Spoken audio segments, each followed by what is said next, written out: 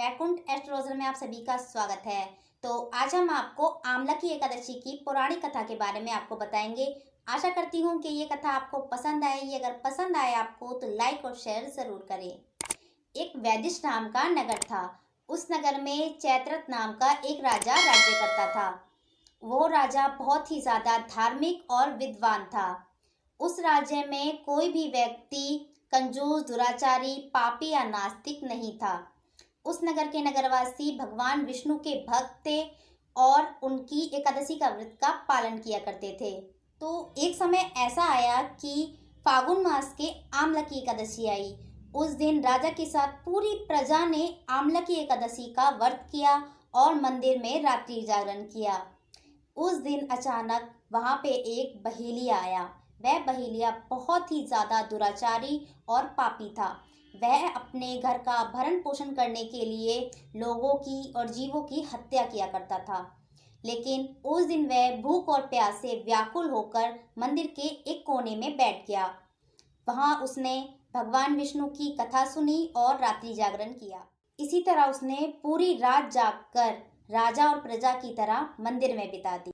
सुबह होते ही सब अपने अपने घर चले गए तो बहेलिया भी अपने घर चला गया।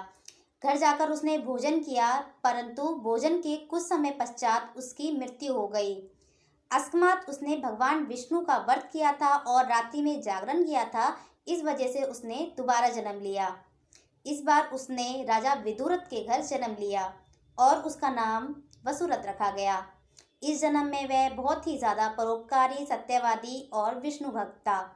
वह अपनी प्रजा को समान भाव से प्रेम करता था और दान देना उसका डेली का नियम था।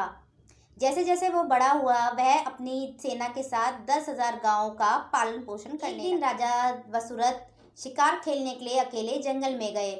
देवयोग से वह रास्ता भूल गए। इसी वजह से वह एक वन में पेड़ के नीचे सो गए। थोड़ी देर बाद वहां डाकू आ गए। उन्हें अकेला पाकर वह मारो मारो कह के उनकी तरफ बढ़ने लगे। जैसे ही उन्होंने अस्त्र शस्त्रों पे उन पे हमला किया, वैसे ही वो सारे अस्त्र शस्त्र नष्ट हो गए और उल्टा डाकुओं पर वार करने लगे और सारे डाकू मूर्छित हो गए। थोड़ी देर बाद राजा वसुरथ के अंदर से एक देवी उत्पन्न हुई।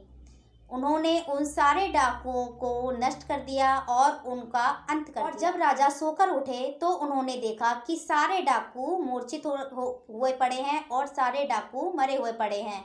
जब उन्होंने ये पूछा कि इन शत्रुओं को किसने मारा है, इस वन में मेरा कौन हितैषी है। थोड़ी देर बाद आकाशवाणी हुई, हे राजन, आपकी सहायता भगवान विष्णु के अलावा और कौन कर सकते हैं।